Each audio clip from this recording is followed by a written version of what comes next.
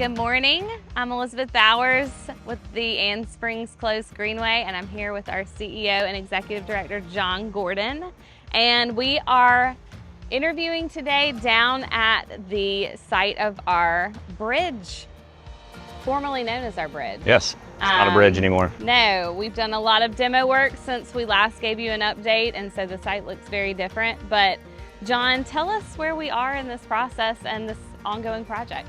So yeah, this process has been an ongoing process, but we've been doing a lot of work behind the scenes. So when you come down here and look at the site, you probably realize that not much is going on. We've demoed the existing bridge, and now we're working really hard on providing the Greenway with the best possible outcome from the bridge collapse. Nobody wanted the bridge to collapse, but now it's given us an opportunity to really look at the long-term sustainability of our trails, our trail system.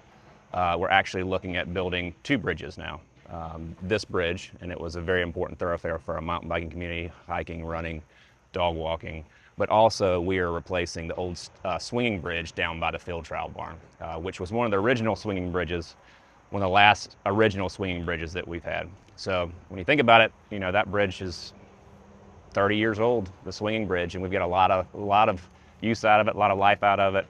This bridge here was built in the 60s, so our goal is to build something that will protect our trail system for the next 50 years. Talk about the options that we had and why we landed on the two bridges as a solution for this problem. Yeah, so we were working with our natural resources team, the committee, also the facilities committee, and really wanted to take a real hard look at what's best for the Greenway long term. So we talked about doing a bridge in between. So we had two bridges that we were going to replace, but we thought about putting one in the middle because right now where this bridge is and the upstream bridge, what I'm talking about, is about 3/4 of a mile. So we thought about bisecting that, but we would have to cut in access roads, and it was really not good for our natural environment here. Would that have cost less by building one bridge in the middle? Yes, but the vision and mission of the Greenway is more important than making the kind of those short-term financial decisions. So talking with the board, talking with the committees, we landed on doing two bridges. So it is a big financial decision. Talk about the financial impact that two bridges means for the Greenway. It's a big investment. We're looking at around $1 million for both of these. And when you look at it, these aren't the bridges that we've normally built here. These are two main thoroughfares, so it was important for us to get the bridge up out of the 100-year floodplain. And that's expensive. That's going to cost some money. But it's the right thing to do. We're in a position, do we have $1 million to spend on this project? No, but we have an endowment. We've got great donors. We've got a great membership base that I think understands the need for this. But that's kind of how we came to that decision. It's not the most cost-effective decision. We believe it's the most cost-effective, and we're doing the due diligence to make sure that the money going to these two bridges is spent well and spent smart. But yeah, that's kind of where we landed.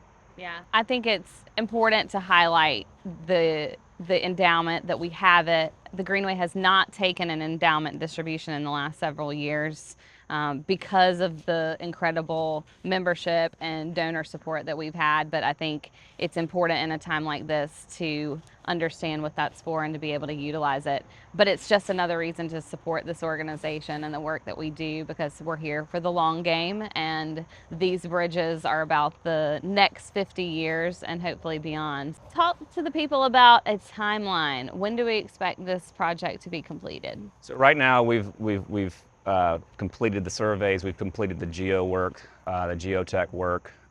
We're in final design and location right now. We're in July right now, so we're looking at getting RFPs out and them back by mid-August. So hopefully we can award the contract to a bridge builder, a bridge vendor within a month of that. So we're looking at, depending on the vendor and their contracts and what they have going on, hopefully we can start construction in the fall of this year, hopefully have it wrapped up in the spring. And I think that's a pretty conservative estimate when it comes to the timeline. as I mentioned, these bridges are going to look different, being up out of the 100-year floodplain. They're 100, 110-foot span, but they're going to be taller because we don't want this to happen again. We have so much impervious surface upstream from development, and this Steele Creek corridor is flashing. The floods are coming up at a higher rate, so we want to make sure it's up out of that. So it's going to look different. I want our members to know it's a truss design building, and it's going to actually have boardwalks because of the height of where the bridges are going to be much higher than what we have. So there's going to be some trail reroutes. So when you see the bridges out here, they're going to be built, and then our natural resources team has to come in, reroute some trails, do some boardwalks to access the bridge itself. So it's a staged, a stepped process, but hopefully we will have something that we're all proud of in the spring of next year. Definitely. So 2 new bridges for our 30th anniversary here at the Anne Springs Close Greenway, which we'll celebrate next year. And you'll have ways to be able to support this project as we go throughout the end of this year. We've already established that this project is going to be the designated project for our Giving Tuesday campaign. So we want to engage our member and donor base and have your support as well as we go through this process. So John, thank you for the update, and our members appreciate it, and we look forward to hearing another update soon. Great.